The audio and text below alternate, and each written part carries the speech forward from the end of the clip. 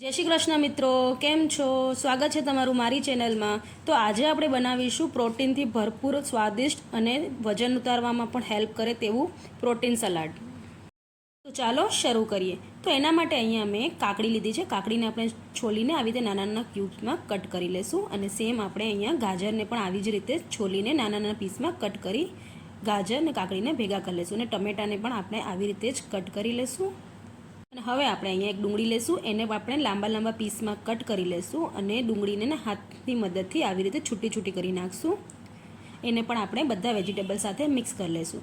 અને હવે આપણે એમાં કેપ્સિકમ એડ કરશું. એને બી આપણે સેમ આવી રીતે જ નાના નાના પીસીસમાં કટ કરી બધા વેજીટેબલને ભેગા કરી લેવાના છે. તો હવે આપણે વેજીટેબલ માટે ડ્રેસિંગ બનાવશું. તો વજન ઉતારવું હોય પણ સલાડ ખાવું કોઈને ગમતું નથી હોતું, કેમ કે સલાડમાં કોઈ ટેસ્ટ નથી હોતો. એના માટે જ આપણે આ ડ્રેસિંગ બનાવીએ. એનાથી તમારો સલાડ એકદમ ટેસ્ટી બની જશે અને સાલડ ખાવાની તમને મજા પણ આવશે. તો બસ એવી રીતે આપણે બધી વસ્તુ મેં સાઈડમાં લખી દીધી છે. એવી રીતે તમારે એક ડ્રેસિંગ બનાવી લેવાનું છે અને એને આપણે મિક્સીમાં પીસી લેવાનું છે. તો હવે અહીંયા આપણે પનીરને ક્યુબ્સમાં કટ કરી લઈશું. તો અહીંયા મેં 200 ગ્રામ જેટલું પનીર લીધું છે. આપણે પ્રોટીન સલાડ બનાવીએ છીએ એટલે પનીરની માત્રા આપણે વધારે રાખવાની છે. વેજીટેબલ તમે તમારા હિસાબે ઘટવટ કરી શકો છો.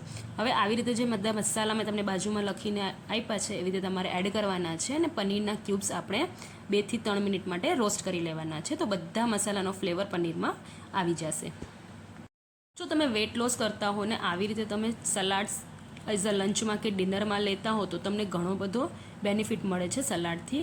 તો બસ આપણું આ રોસ્ટ થઈ ગયું છે પનીર. હવે આપણે જે ડ્રેસિંગ બનાવી હતી એ બધી ડ્રેસિંગ આપણે આપણા વેજીટેબલ્સ ઉપર એડ કરી દઈશું ને એને વ્યવસ્થિત મિક્સ કરી લઈશું. અને હવે એને આપણે સર્વ કરી લઈશું. તો આ આપણો વેજીટેબલ પ્રોટીન સલાડ રેડી થઈ ગયું છે. તો તમને મારી આ રેસીપી કેવી લાગી મને કોમેન્ટ કરીને જરૂર જણાવજો. ને આવી જ રીતે નવી નવી રેસીપી જોવા માટે મારી ચેનલને લાઇક અને સબસ્ક્રાઈબ જરૂર કરી લેજો.